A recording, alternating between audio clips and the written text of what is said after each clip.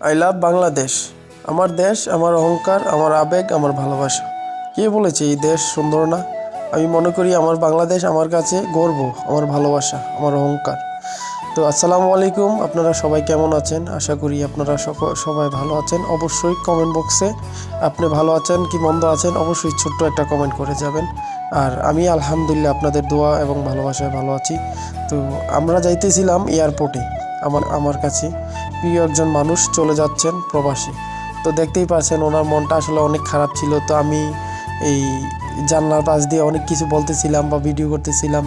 তো উনি এইগুলো দেখে হাসতেছিল প্রথম, তারপরে বলতেছিল না ঠিক আছে করো, তুমি তোমার ভিডিও তুমি করো, আমার সমস্যা নেই। তারপরে চলে আসলাম এয়ারপোর্টে। আসলে ভাই খুবই সুন্দর। আর আপনারা যারা এয়ারপোর্টে এখন আসছেন জানি না, আমার সবচেয়ে ভালো লাগছে এই যেই আইন শৃঙ্খলা বাহিনী যারা আছে অবশ্যই তারা প্রবাসীদেরকে যেই সম্মান দিচ্ছে, যেই ভালোবাসা দিচ্ছে, আসলে ভাই এই প্রবাসীদের এটা প্রাপ্য। আমি মনে করি তাদের এটা প্রাপ্য, তাদেরকে দেওয়া উচিত। কারণ তারা দেশের জন্য যুদ্ধ করতেছে, যেমন সাঈদ, মুগ্ধ, তারা যেমন দেশের জন্য জীবন দিয়েছে, তারাও কিন্তু প্রবাসীরা কিন্তু তাদের সর্বোচ্চ দিয়ে তারা সেই প্রবাস থেকে তারা রেমিটেন্স পাঠাচ্ছে। তারা যেমন দেশের জন্য রেমিটেন্স পাঠাচ্ছে, দেশও কিন্তু আলহামদুলিল্লাহ অনেক উন্নত হচ্ছে। আর আপনারা জানেন কি না 300 ফিটের যে রাস্তাটা, আমি একটু পরে বলবো। তো মামাকে একটু ভিডিও করে নিলাম। আসলে আমি তো মামার সাথে আসছি, পুরোটা রাস্তা মামার মন অনেক খারাপ ছিল। আর এইটা সবার ক্ষেত্রে, যারা প্রথম দেশে আসে মানে আসার সময় খুবই আনন্দ লাগে, কিন্তু যাওয়ার সময় মনটা অনেক খারাপ লাগে।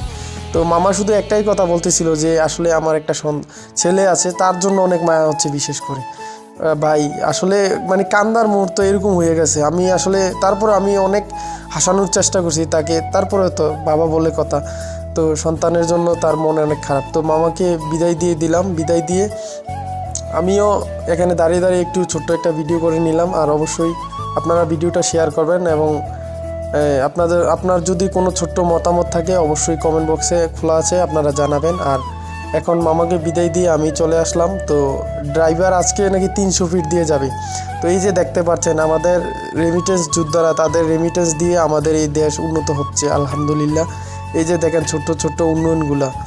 তো আসলে যারা 300 ফিট দিয়ে আসছেন তারা হয়তো জানেন যে দেশের মানে কতটুকু উন্নয়ন হয়েছে। তা আলহামদুলিল্লাহ আমার কাছে মনে হয়েছে যে অনেক উন্নয়ন হয়েছে। কারণ কি ঢাকা শহরের যে রাস্তাগুলো, এই রাস্তাগুলো আলহামদুলিল্লাহ অনেক সুন্দর। তো এইভাবে আমি আশা করি প্রবাসীরা রেমিটেন্স পাঠাবে আর আমাদের দেশ উন্নত হবে। তো আসসালামু আলাইকুম এভরিওয়ান, আপনারা সবাই ভালো থাকবেন এবং আমার জন্য দোয়া করবেন। আমিও আপনাদের জন্য দোয়া করি। আর ভিডিওটা অবশ্যই একটা শেয়ার করবেন, একটা লাইক দিবেন। আপনার ভালোবাসায় আমাকে অন্য একটা ভিডিও বানানোর জন্য অনুপ্রেরণা করবে। আসসালামু আলাইকুম।